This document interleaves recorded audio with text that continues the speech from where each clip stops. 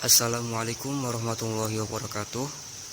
Ya, kembali lagi bersama saya Andi Ramadan.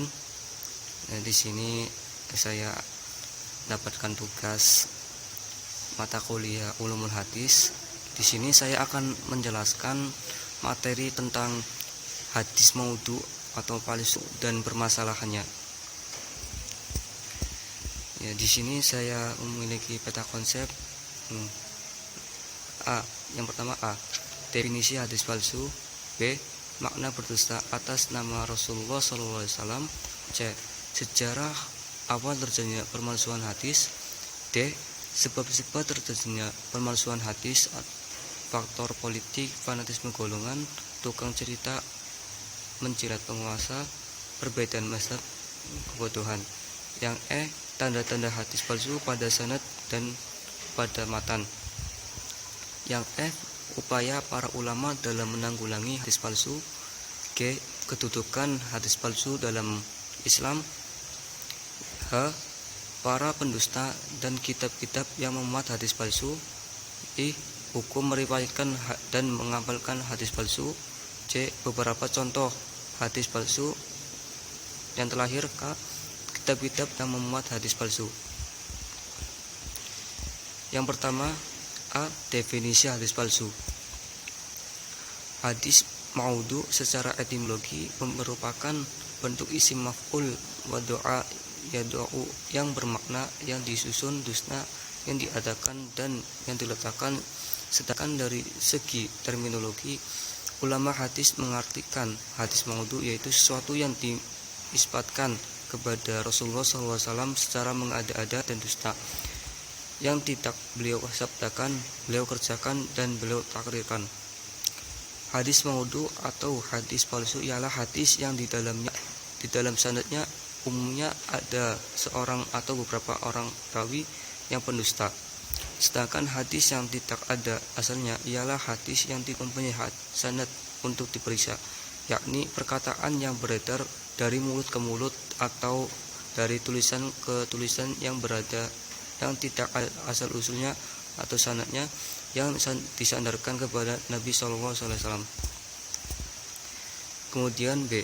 Makna berdusta atas nama Rasulullah SAW. Setiap umat muslim jelas tahu bahwa berdusta atas nama seseorang merupakan dosa besar, apalagi jika mereka menggunakan atas nama Allah Subhanahu wa taala dan Nabi Muhammad SAW. Dalam hal ini Islam sangat tegas menghukum mereka, bahkan bisa dikatakan kafir. Berdusta atas nama Nabi Muhammad SAW adalah bentuk kemungkaran dan dosa besar, apalagi jika menggunakan nama Allah Subhanahu wa taala, dan mereka akan ditempatkan di neraka. Dari Al-Mughirah, ia mendengar Rasulullah SAW bersabda, "Sesungguhnya berdusta atas namaku tidaklah sama dengan berdusta pada selainku. Barang siapa yang berdusta atas namaku secara sengaja, maka hendaklah ia menempati tempat duduknya di neraka." Hadis riwayat Bukhari nomor 1291 dan Muslim nomor 4. Seperti apa sih bentuk dusta atas nama Nabi Muhammad SAW? Misal berkata tentang hadis Nabi padahal tidak ada membuktikan bahwa hadis tersebut sahih dan tercantum dalam kutub sitah lainnya. Berdusta atas nama Nabi Muhammad SAW merupakan bentuk dusta atas nama Allah Subhanahu wa taala. Mengingat apa yang diperintahkan oleh Nabi Muhammad SAW juga diperintahkan oleh Allah Subhanahu wa taala, maka apapun perkataan yang menyangkut tentang hadis haruslah tercantum lengkap siapa periwayatnya dan jelas asbab al-wurudnya, alias faktor yang melatar belakangi munculnya sebab hadis. Terkait hal dusta, dan di dalam Al-Quran pun telah banyak tercantum seperti firman Allah dalam Quran surat An-Nahl ayat 105 yang artinya, orang yang mengatakan kebohongan adalah orang yang tidak beriman kepada ayat-ayat Allah, mereka adalah para pendusta. Menggunakan nama sama saja sebagai bentuk kemunafikan yang akan menggoyahkan iman. Tentunya ini termasuk dalam golongan orang-orang munafik. Tanda orang munafik ada 3. Apabila berbicara ia berdusta, apabila berjanji ia ingkar, dan apabila dipercaya ia khianat. Hadis riwayat Bukhari dan Muslim. Maka dari itu kita semua perlu mawas diri akan kejahatan dusta seperti ini dan berusahalah untuk menjauhi diri dari perbuatan tersebut. Jadi intinya siapa saja yang berdusta atas nama Nabi Muhammad SAW, maka ia telah berbuat dosa besar dan hukumnya bisa masuk neraka. Sedangkan orang yang berdusta atas nama seseorang itu sama saja meremehkan dan merendahkan kehormatannya. C. Sejarah awal mula terjadinya permasalahan hadis. Hadis palsu sebenarnya dimulai pada zaman Nabi. Dibuktikan dengan adanya sabda Nabi yang berbunyi, "Faman kadzaba ali muta'ammadu ibtiliyatibu ma'ada minal nar."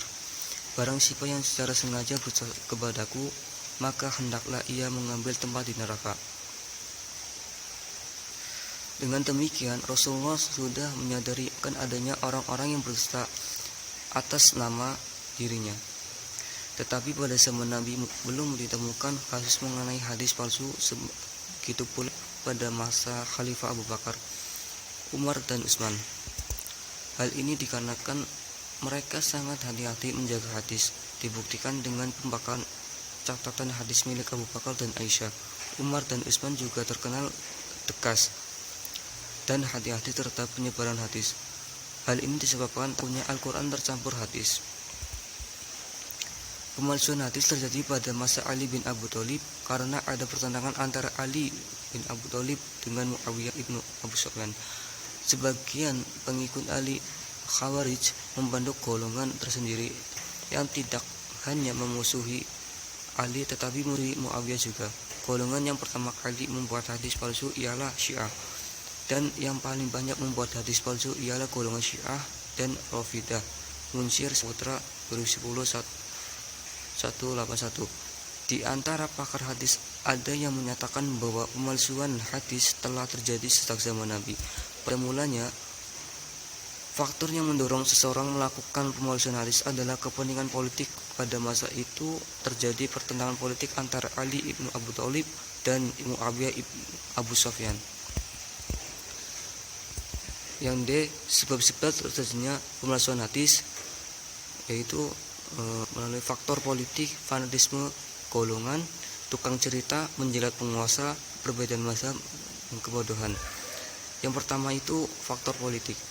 Pertentangan di antara umat Islam timbul setelah terjadinya pembunuhan terhadap Khalifah Utsman bin Affan oleh para pemberontak dan kalian digantikan oleh Ali bin Abi Thalib, menyebabkan umat Islam pada masa itu terpecah belah menjadi beberapa golongan, seperti golongan yang ingin menuntut bela terhadap kematian Khalifah Utsman dan golongan yang mendukung Khalifahan Ali, Syiah.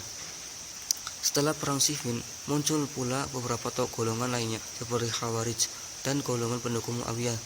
Masing-masing mereka mengklaim bahwa kelompoknya yang paling benar sesuai dengan ijtihad mereka. Masing-masing ingin mempertahankan kelompoknya dan mencari simpan di masa yang paling besar dengan cara mengambil dalil Al-Quran dan Al-Hadis. Kemudian kedua, fanatisme golongan. Mereka yang fanatik terhadap mazhab Abu Hanifah yang menganggap tidak ada sholat mengangkat kedua tangannya ketika sholat, sehingga mereka membuat hadis maudhu sebagai berikut: barang siapa mengangkat kedua tangannya di dalam sholat, tidak sah sholatnya. Membangkitkan gairah beribadah untuk mendekatkan diri kepada Allah, mereka membuat hadis-hadis palsu dengan tujuan menarik orang untuk lebih mendekatkan diri kepada Allah. Kemudian yang ketiga, mempengaruhi kaum awam dengan nasihat dan cerita. Dikala tugas memberi nasihat kepada umum dikendalikan oleh mereka yang tidak bertakwa dan tidak takut akan Allah, dan yang mereka perlukan hanya menarik minat pendengar. Dapat mereka bertangis-tangisan histeris. Mereka pun memalsukan rupa-rupa kisah dan hikayat yang tidak masuk akal. Mereka katakan bahwa yang demikian diterima atau didengar dari Nabi SAW. Kemudian yang keempat, menjilat atau mencari muka pada penguasa. untuk memperoleh penghargaan dari penguasa, khulafa dan ulama-ulama membuat hadis yang dapat menaikkan martabat kerajaan. TM Hasbi Asidki 1954 254. Pada suatu hari Giyad bin Ibrahim masuk ke acara yang diadakan Raja Al-Mahdi, yaitu pemahaman. Berkatalah ia atas nama Nabi, la sabiku ala fi fasola au khofa au khafaro au janah. Hanya dibolehkan kita bertaruh dalam pelemparan panah, pacuan kuda, dan beradu burung yang bersayap. Kemudian yang kelima, perbedaan mazhab. Seperti halnya persoalan politik yang dapat menyulut minat pemalsuan hadis, pertikaian pendapat mazhab-mazhab dan fikih juga sama. Misalnya hadis yang disebutkan bagi yang menganggap tidak mengangkat tangan di kala sembahyang, yaitu man rafa yadaiha fi sholati fala sholati lahu. Barang siapa yang mengangkat kedua tangannya di dalam sholat, maka tidak sah sholatnya. Kemudian yang keenam, cinta kebaikan tapi bodoh agama. Sebagian orang ahli zuhud dan soleh melihat bahwa banyaknya orang yang sibuk mengurus kesenangan dunia dan mengabaikan kebahagiaan akhirat. Untuk mengatasinya, mereka membuat hadis ancaman dan kabar gembira. Mereka sadar bahwa bohong menjatuhkan martabat Nabi itu dilarang, tetapi menurut mereka berbohong untuk memalingkan orang dari kesenangan di dunia tidak dipandang sebagai menjatuhkan martabat Nabi, justru membantu misi Nabi. Ini sebenarnya juga membahayakan agama, apalagi bila informasi hadis semacam ini bisa dibaca oleh orang kritis, bahkan menunjukkan tangkalnya agama. Seperti hadis ini yang artinya, barang siapa mengucap la ilaha illallah, maka untuk setiap kata yang diucapkan itu ia telah menciptakan seekor burung yang paruhnya terbuat dari emas dan balanya terbuat dari marjan. Kemudian tanda-tanda hadis palsu pada sanad dan pada matan. Tanda-tanda pada sanad diantaranya a. Perawi itu terkenal berdusta dan tiada yang diriwayatkan hadis yang ia riwayatkan itu oleh selainnya yang kepercayaan. B. Pengakuan perawi sendiri. C. Kenyataan sejarah mereka tak mungkin bertemu. D. Keadaan perawi sendiri serta pendorong-pendorong yang mendorongnya kepada membuat hadis. Kemudian tanda-tanda kedamatan atau makna. Yang A. Rusaknya makna sangat berlawanan dengan pendapat akal. Apabila makna suatu hadis demikian rusaknya sehingga tak masuk akal makna yang serupa datanya dari Nabi SAW, maka hadis itu palsu. B. Rusaknya lafaz. Al-Hafidz Ibnu Hajar menerangkan bahwa dalam hal kejelekan kesusunan ini, mereka yang dititik beratkan ialah kejelekan makna, bukan kejelekan lafaz. Karena mungkin dia meriwayatkan dengan makna dan tidak dapat menyusun dalam lafaz yang baik susunannya. Tetapi jika dia menegaskan bahwa lafaz itu dari Nabi SAW, barulah ia dipandang dusta. C. Menyalahi keterangan Al-Quran yang terang tegas. Keterangan sunnah mutawatir dan kaidah-kaidah qauliyah. Apabila suatu hadis menyalahi syariat Al-Quran dan tidak dapat ditakwilkan, dihukumilah maudhu. D. Menyalahi hakikat sejarah yang telah terkenal di masa Nabi SAW. Yang E. Sesuai hadis dengan mazhab yang dianut oleh rawi, sedang rawi itu pula orang yang sangat fanatik kepada mazhab. Yang F terakhir, mengandung urusan yang menurut seharusnya kalau ada dinukilkan oleh orang ramai.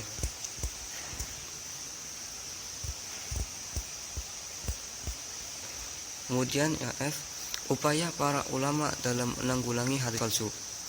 Yang pertama, berpegang pada kesahihan sanad. Yang kedua, meningkatkan semangat ilmiah dan ketelitian dalam meriwayatkan hadis. Yang ketiga, menerangkan pendusta dan tukang cerita.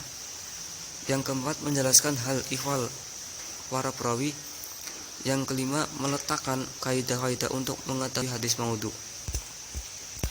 Penjelasannya, yang pertama itu, para sahabat tabi'in dan para ulama sangat ketat dalam menuntut isnad dari para perawi, dan mereka selalu terapkan dalam meriwayatkan hadis.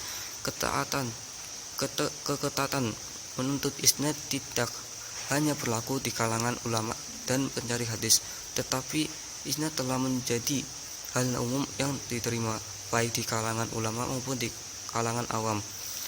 Yang kedua, semangat ilmiah pada masa sahabat dan tabi'in dalam upaya memelihara kemurnian hadis sangat tinggi.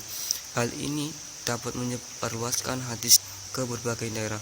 Demikian pula apabila sebagian tabi'in mendengar suatu hadis dari selain sahabat, maka mereka bergegas untuk menemui sahabat yang masih ada secara langsung untuk mengecekkan dan pengukuhan keabsahan yang mereka dengar. Sama halnya yang dilakukan tabi'in kecil terhadap tabi'in besar dan seterusnya. Yang ketiga, sebagian ulama memerangi para pendusta dan tukang pencerita dengan melarang menyebarkan hadis palsu, serta menjelaskan keadaan mereka kepada masyarakat. Para ulama juga melarang masyarakat mendekati mereka. Semua ahli ilmu juga menjelaskan kepada murid-murid mereka dan mengingatkan agar para murid tidak meriwayatkan kabar dari para pendusta itu. Yang keempat, seorang ahli hadis harus memiliki pengetahuan yang cukup tentang para periwayat hadis agar ia dapat menilai kejujuran dan kekuatan hafalnya.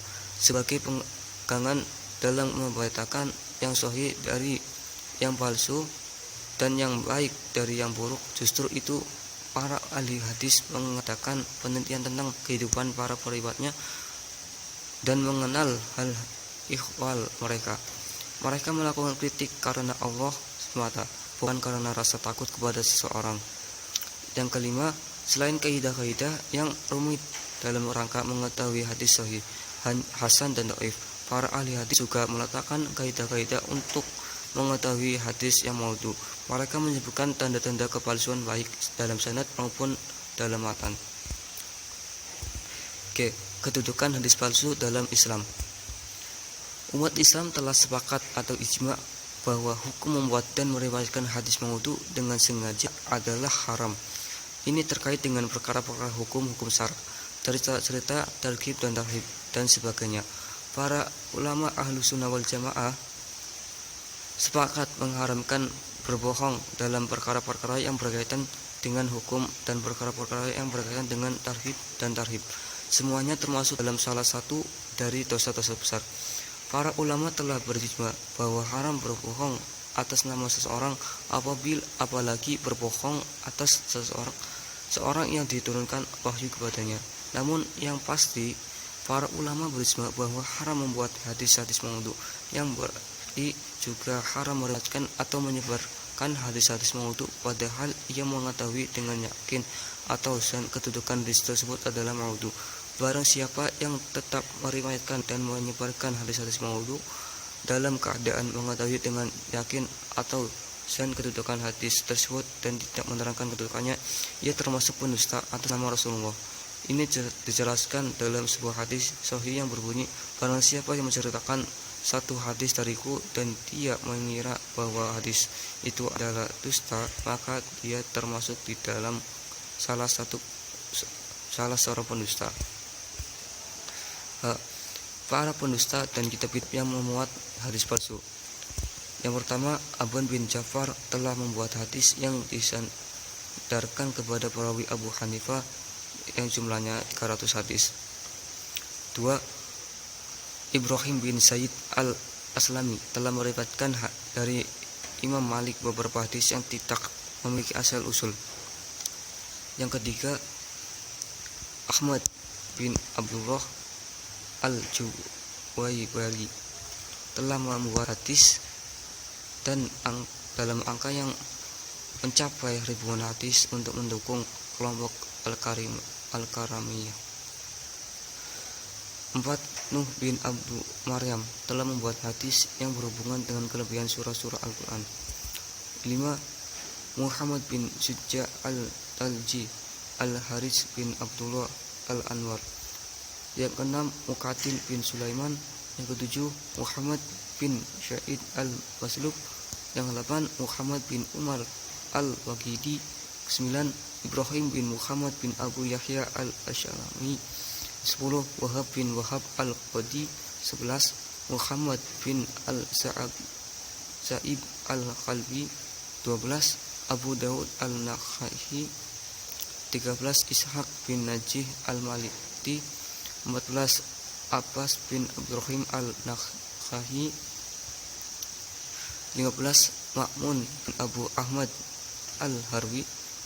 16. Muhammad bin Ukhayyas Al-Karmani. 17. Muhammad bin Al-Qasim Al-Taikani. 18. Muhammad bin Ziyad Al-Askari. Yang terakhir 19. Muhammad bin Tamim Al-Fariabi. Kemudian kitab-kitab yang memuat hadis palsu akan dijelaskan di slide selanjutnya, yaitu hukum meriwayatkan dan mengamalkan hadis palsu. Umat Islam telah sepakat dan ijma' bahwa hukum membuat dan meriwayatkan hadis maudhu dengan sengaja adalah haram. Ini terkait dengan perkara hukum-hukum syara serta tarhib dan sebagainya.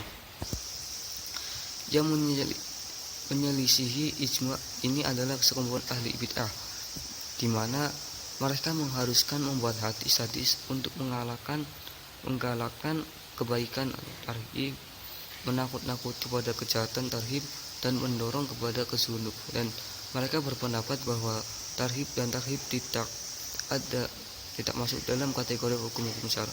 Pendapat ini jelas salah karena Rasulullah dengan tegas memberi peringatan kepada orang-orang yang berbohong atas nama beliau, seperti sabdanya, sesungguhnya bohong atas namaku tidak seperti pembohong atas siapapun.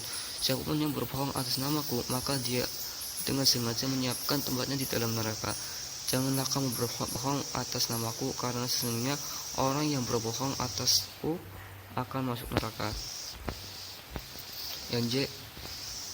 Beberapa contoh hadis palsu. Di antara kesalahan itu ada yang berawal dari kesalahan dalil, karena ternyata yang menjadi dalilnya adalah hadis maudhu atau hadis palsu, seperti hadis al-hadisu fil masjidil yaqulu hasanati kama taqulu bahaimul hasisa. Percakapan dalam masjid akan memakan atau menghapus pahala kebaikan seperti binatang ternak yang memakan rumput. Terkandung dalam kitab Ihya Ulumuddin 1-152 Darul Ma'rifah Beirut. Hadis ini dihukumi oleh Imam Al-Iraqi rahimahullah, As-Subki rahimahullah, dan Al-Bani rahimahullah sebagai hadis palsu yang tidak ada asalnya dalam kitab-kitab hadis. Juga hadis aqalilu taufiqi khairum mina kasiril akli. Taufik yang sedikit lebih baik dari ilmu yang banyak. Dan dalam kitab Ihya Ulumuddin 1-32-31. Hadis ini juga dihukumi oleh para ulama di atas sebagai hadis palsu yang tidak ada asalnya. Tabaqatusi Syafi'iyatil Kubro 6-287 dan Difa'un Anil Hadisin Nabawi halaman 46. Kemudian contoh yang lain, innal alima yu'adzabu adaban yatifu bihi ahlun nar. Sesungguhnya orang yang berilmu akan disiksa dalam neraka dengan siksaan yang akan membuat sempit susah penduduk neraka. Hadis ini dihukumi oleh Imam As-Subki rahimahullah sebagai hadis yang tidak ada asalnya. Kemudian hadis Sirarul ulama ladina ya'tunal umara wa khiyarul umara ladina ya'tuna ulama.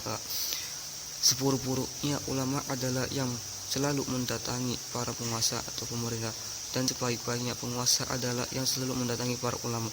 Hadis ini juga dihukumi oleh Imam As-Subki rahimahullah sebagai hadis yang tidak ada asalnya. Yang terakhir contohnya yaitu man qala ana mu'minun fahuwa kafiru wa man qala ana alimun fahuwa jahilun. Barang siapa berkata aku adalah seorang mukmin, maka dia kafir, dan barang siapa berkata aku adalah orang yang berilmu, maka dia adalah orang yang jahil atau bodoh. Hadis ini juga dihukumi oleh Imam As-Subki rahimahullah sebagai hadis yang tidak ada asalnya dan dinyatakan lemah oleh Imam Asy-Sakhawi rahimahullah. Kemudian yang terakhir, kitab-kitab yang memuat hadis palsu.